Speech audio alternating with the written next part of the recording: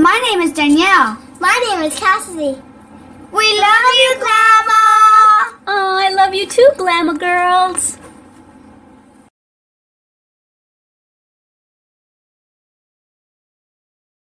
Hi everyone, Glama here. Welcome back to Made with Love by Glama, where everything here is always made and taught by me with love. Today, this is going to be lesson number lesson number 4 in my knitting series. And it's going to be 4 of how many? 4, 5, 6, probably 4 of 6. I'm probably going to do 6 lessons for knitting. And actually, now that I think about it, that's how many beginner lessons I did for crocheting as well. There were 6 lessons when I taught y'all how to crochet. So, I've already got some stitches cast on my needle. So if you don't know how to cast on, go to lesson number 1 in this knitting series and learn whichever method you like best. In that video, I taught you 3 methods on how to cast on. I already have 15 stitches cast on, and I'm going to teach you the English style of purl stitching, okay? So for English style, you hold the working yarn in your right hand. So I always put the skein of yarn over here on my right side so that it's a nice flow. And so I'm going to teach you the easiest way. A lot of people wrap the yarn around and around their index finger, but I'm not going to teach you that yet. I'm going to let you figure out the best way to hold the tension after you learn how to do the knit and purl stitch. So I've already done the knitting lessons, and I taught you the English style to just pick up the yarn and throw it. It's called throwing when you wrap the yarn around the right needle. So I'm not going to teach you how to hold the yarn in your right hand for English style because I never got that advanced when I taught myself how to knit when I was a teenager. I always just stayed with the holding onto the yarn and throwing it like that, and then I'd release it and I'd pick it up and throw it again. So I never knitted enough to learn how to actually find a comfortable way to wrap it around my hand. And then I did it for like a month or 2, and then I never picked it up again until about 2 weeks ago. And all I knew how to do was the English style where I pick it up and throw it. But 2 weeks ago, I was determined to learn continental style of knitting and purling. But today, or not today, but this lesson is going to be about English style purling. So, I'm going to talk a little bit about the knit stitch, so you might want to go watch that video first, because I always think you should learn the knit stitch first and then the purl stitch. That's just my preference, because I'm going to actually refer to the knit stitch now. So for the knit stitch, you go under and behind the front loop. For purling, the yarn is always in the working yarn is always in the back. For purling, the working yarn is always in the front, and I'll explain that here in a second. Okay, so I'm gonna keep the yarn in the front. For knitting, like I said, I would have put the yarn back there behind my hand. I'm gonna keep it in the front, and we're gonna go from above and go down the front loop. We're gonna hold on to it like this. See, because now we have to let go of the needle so that we can throw the yarn, go this way and wrap it around. And now that you've got the yarn between, see, that yarn between this needle and that needle, you're going to go under it and lift it up here and put it onto your right needle. And then you're going to lift that one off of the left needle. And we're going to repeat that. Go from on top to the bottom, grab this yarn, go around, see, around the hook, and then push it through to the back and onto this right needle, and then lift off. There you go. And then pull the tension a little bit. Okay, and that is purling. And I'm not very good at the English style of purling anymore. I haven't done the English style in so long.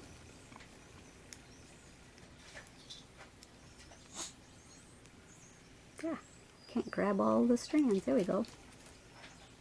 I wish I could figure out a way where you could see it without my hand being. Maybe if I hold it down further. See how I'm wrapping it around? There, I'll do it. I'll do it very awkwardly so you can see. I'm going to really exaggerate. Go around. See? And then like that.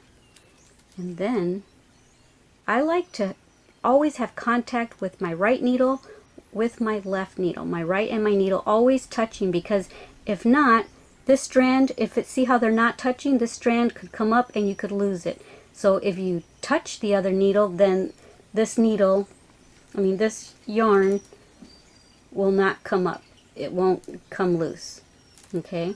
So now that we've done that, we're going to go under and between the front and back, bring it between, and then you can lift off of the left. Now I'm going to explain it, or now I'm going to just show it and not explain it so much. Trust me, I'll be better at continental style teaching than I am at English style teaching, because it's still awkward for me to hold the yarn English style or to throw the yarn English style. Okay.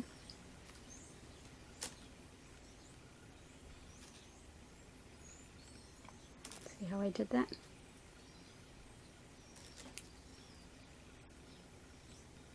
See how I have contact with the needle? See? There's that strand I just wrapped around the needle. Brought it through there. Secured it down here low. Hold on to it. And lift that one off the left one.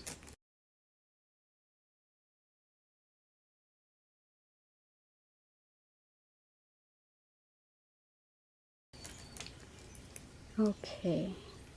So here we go. I like to push up the next loop that I'm going to be working with, but I hold on to it back here so that I don't lose it off my needle. Throw the yarn, push it. I'm not even in the camera. I am so sorry. Push it to the back and then lift off. Let me try that again without getting out of shot.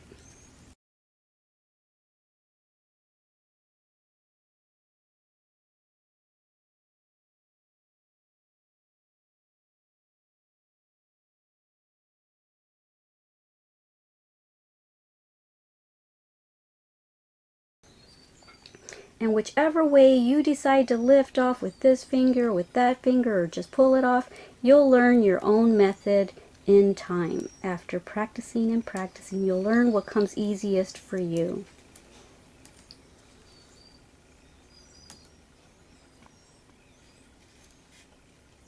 Okay, there's that. And then lift off. Okay. Throw it around, push that strand back here, see it? There it is right there. Bring it like this, secure it over here, and then lift off.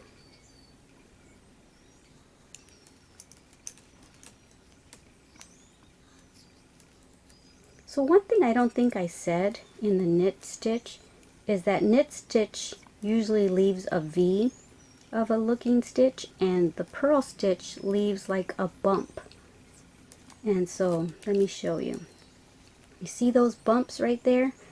You see the loop, and then you see these bumps right there. But right now what we're going to do is we're going to do one more row of purling. See if I can redeem myself and make it a little easier.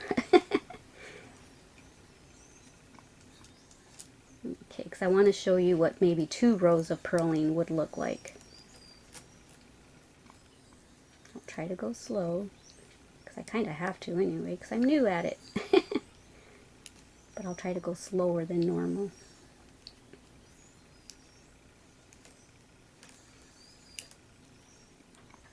Gotta make sure to stay in shot. I'm so sorry, guys. Lift off. Okay.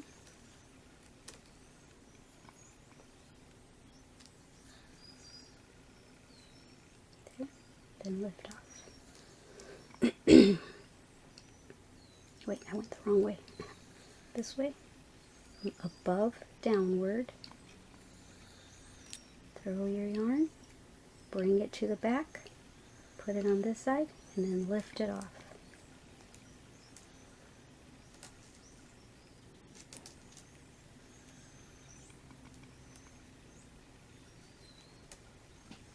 Oops, just hit the camera.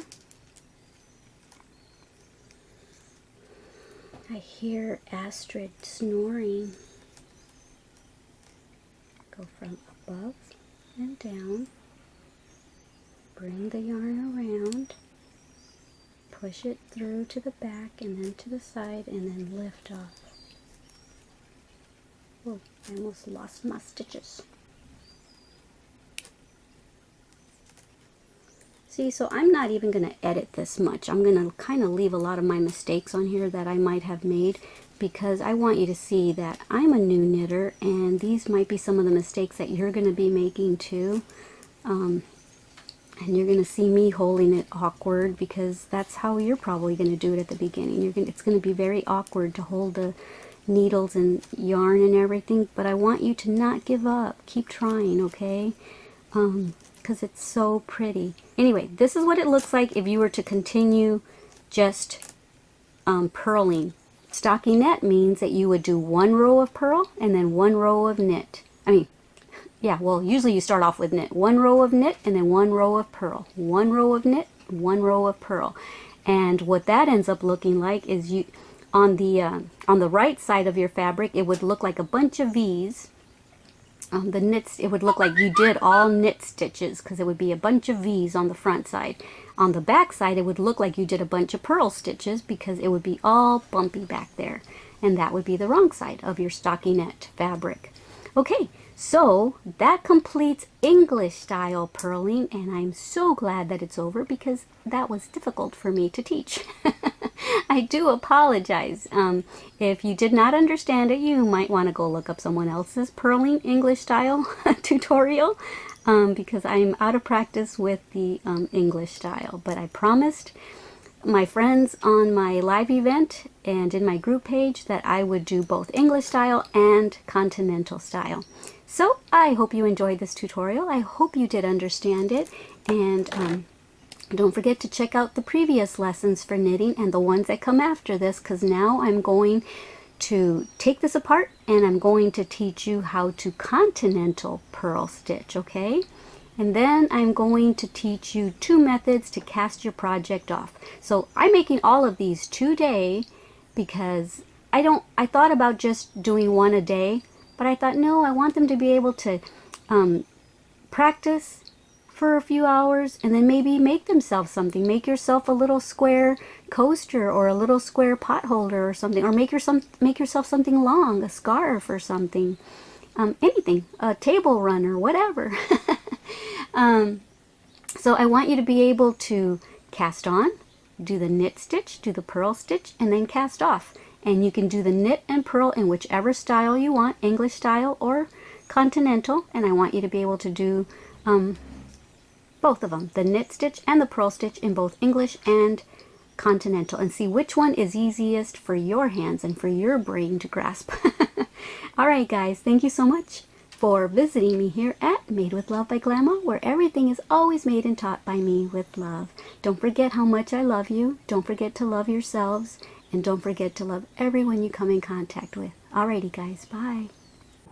Thank you for watching our Glama's channel.